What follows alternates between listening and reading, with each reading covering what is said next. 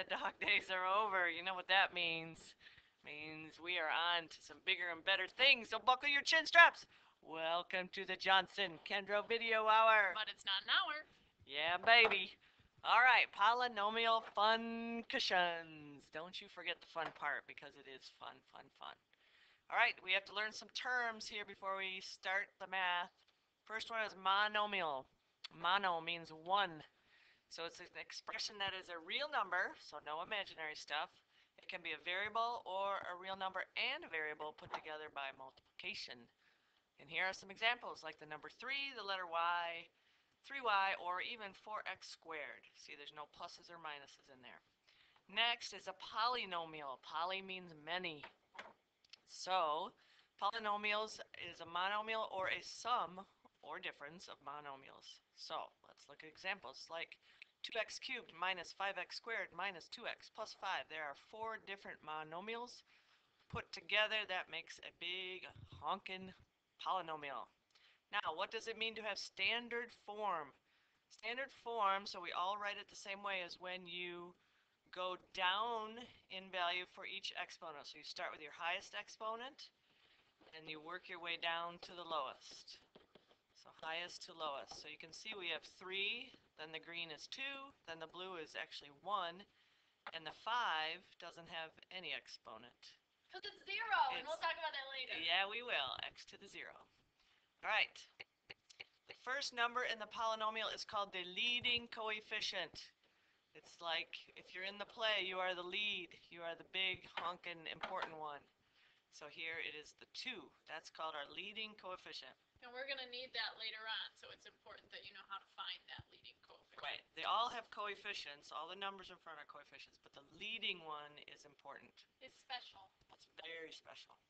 All right, classifying polynomials. We do it a couple different ways. Let's get rid of this thing here. Okay. First, we do it by the number of terms. So, if you have one term, it's called a monomial. If you have 2 terms, it's a binomial. Oops. And then 3 terms is trinomial. And 4 terms is polynomial with 4 terms. They don't have a special name for that one. 5 terms would be a polynomial with 5 terms. So, polynomial with 6 terms. Yep. Everything above it doesn't have a special name. The other way to name polynomials is by degree. Now, degree is basically the exponent. AKA means also known as. So, if we have x to the 5th, it's the 5th degree polynomial. So, here are some special names for them.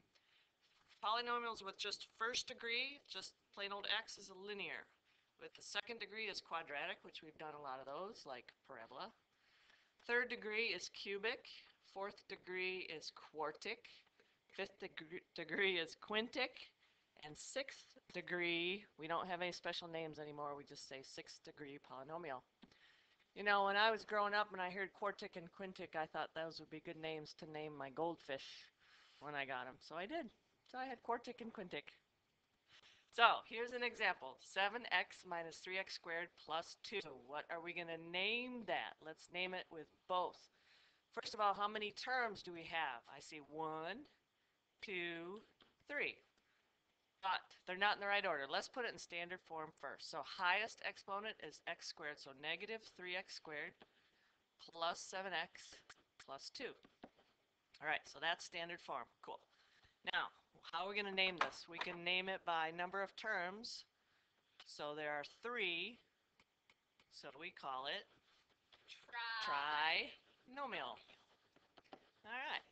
And then we can name it by the highest exponent there. It's 2, and that is a quadratic, not quartic, quadratic trinomial. So it has 2 different names, kind of like you, Ms. Johnson, Ms. and Johnson. All right, let's try another one. Is this one in standard form? Are you going from highest to lowest? Yes. Are we missing a couple exponents?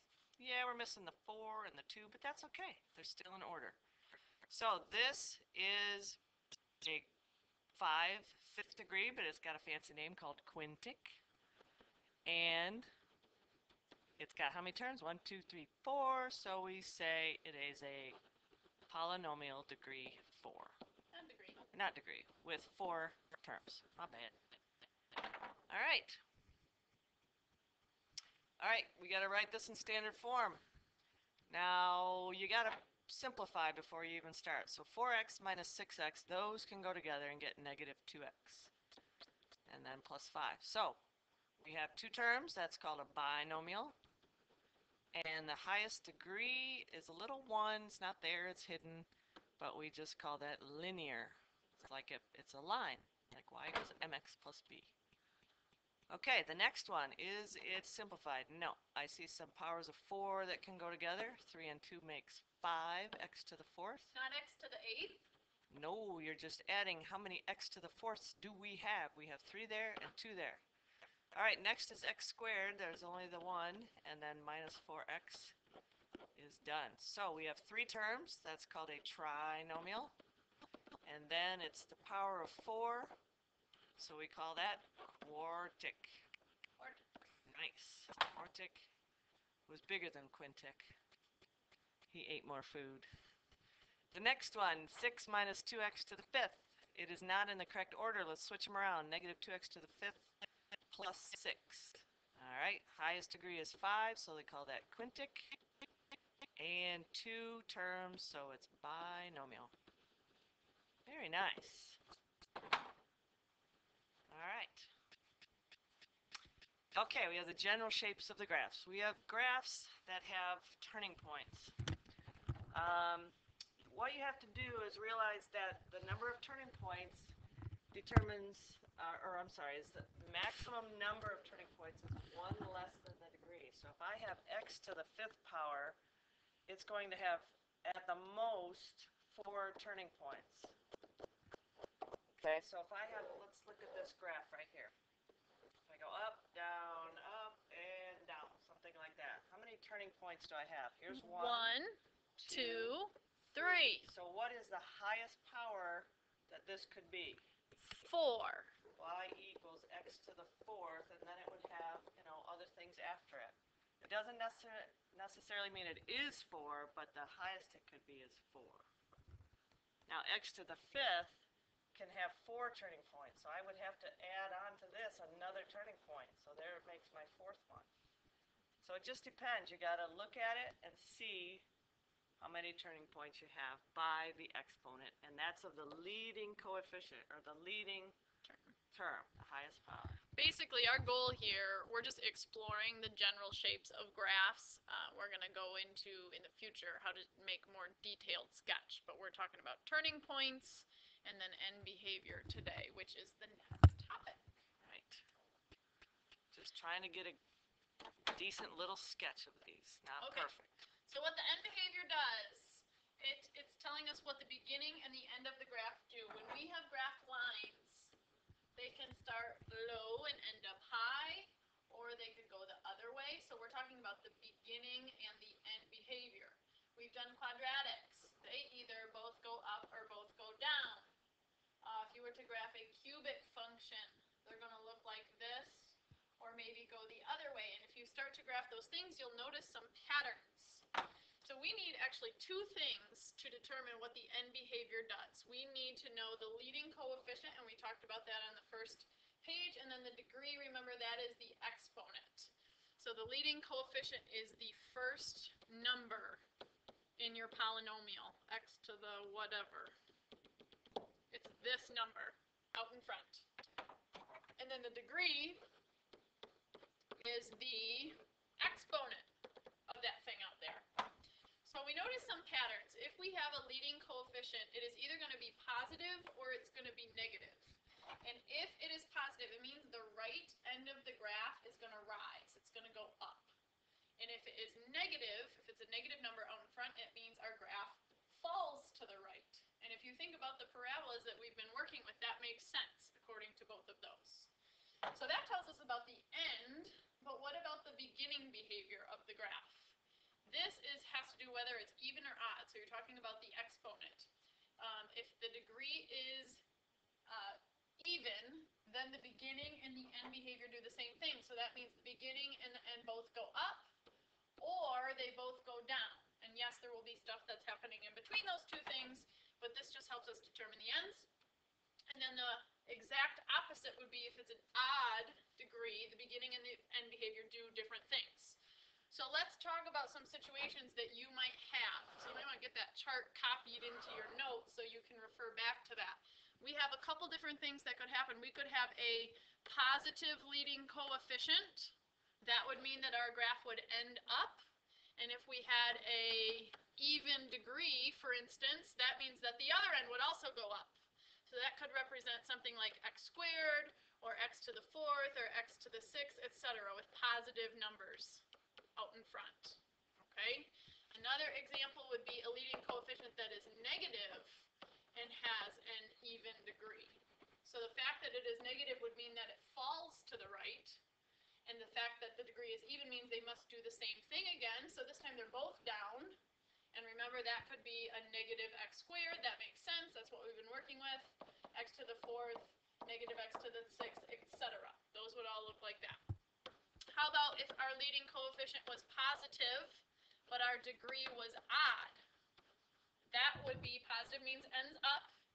Odd means does different things. So since one of them is up, the other is down. So think about your lines or our cubic graphs.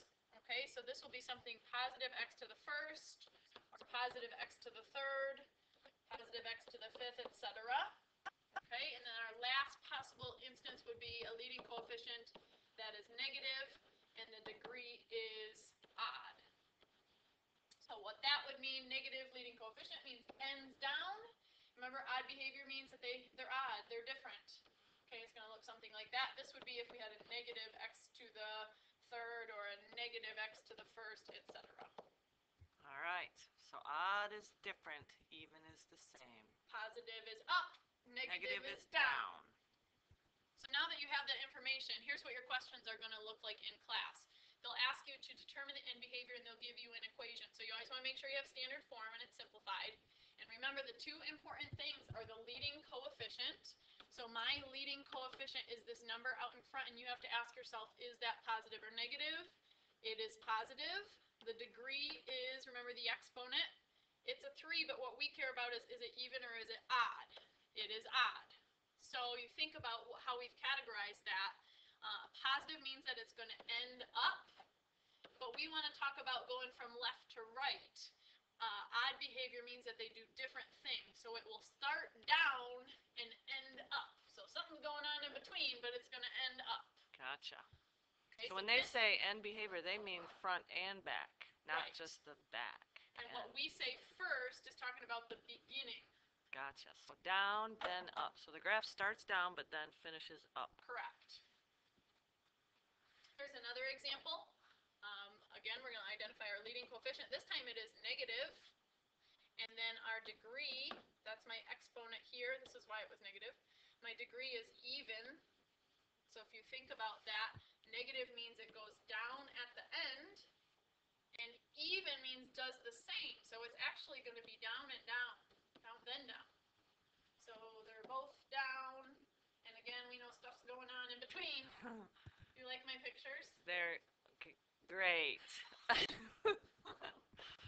All right. Well, a little bit of an odd lesson, but even so, we will see you tomorrow. Ta-ta for now.